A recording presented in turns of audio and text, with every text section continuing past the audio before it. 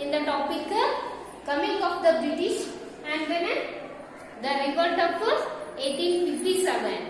That is the first revolt of India's.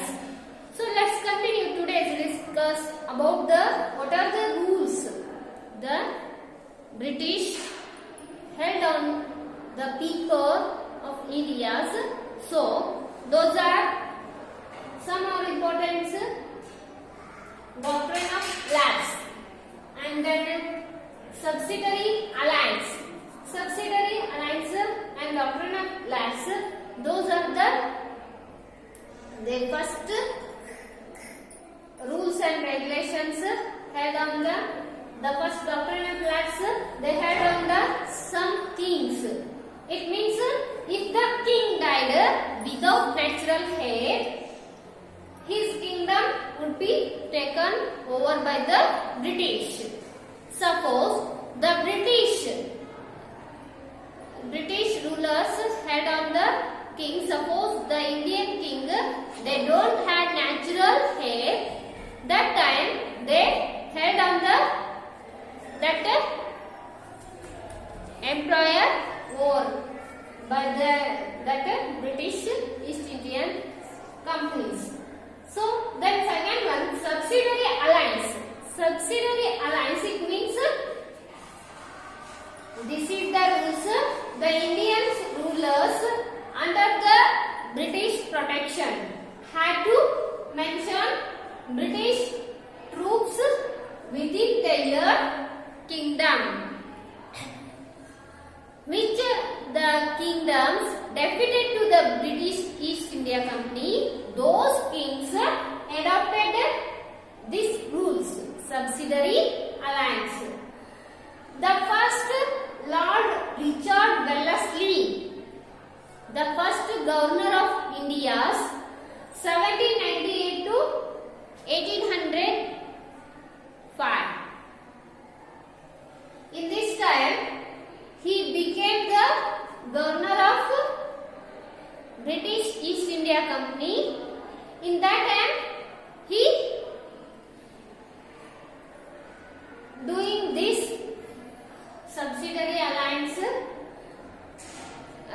the system he held on the people, Indian people of it means kings.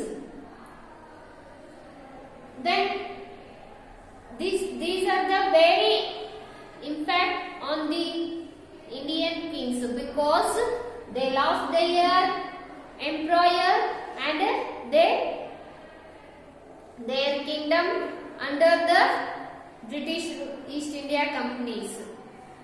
So then day by day the British East India Company exploitation of the Indians by the British because they using in Indian kings, they were quarreled between their other Indian kings. That time they using many unaffair to achieve their aim of getting rich. Because automatically that when the both kings quarreled, they were and supported to one king and they battled on the other king. This is the technique of British used and they were developed economically. They were rich. Then British, when the Battle of Plassey, after this battle, the result or exploitation their kingdoms, British East India Company in India, they spread their kingdoms. British began to exploitation among the farmers. The farmers, they faced many problems in British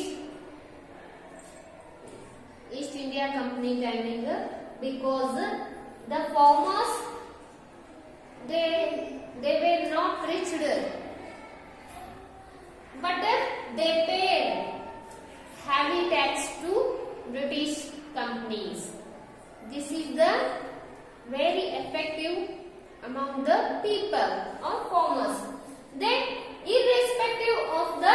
produced.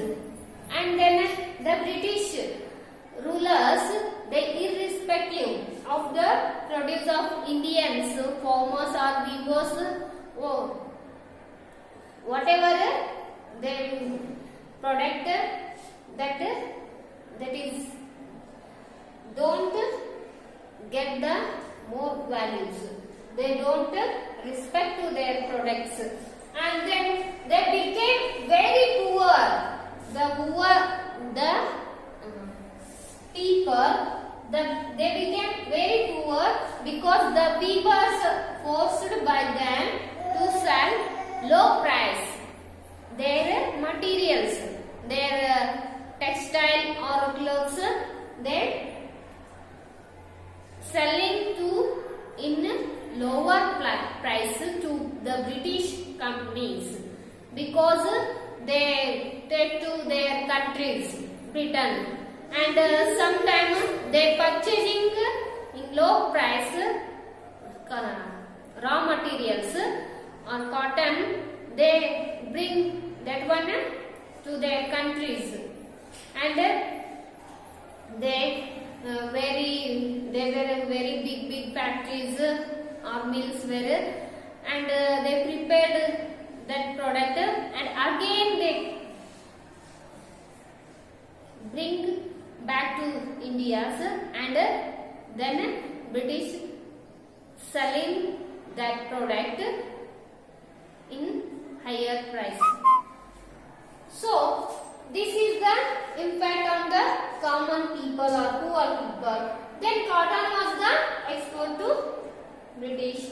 British did not allow to start mill and factories.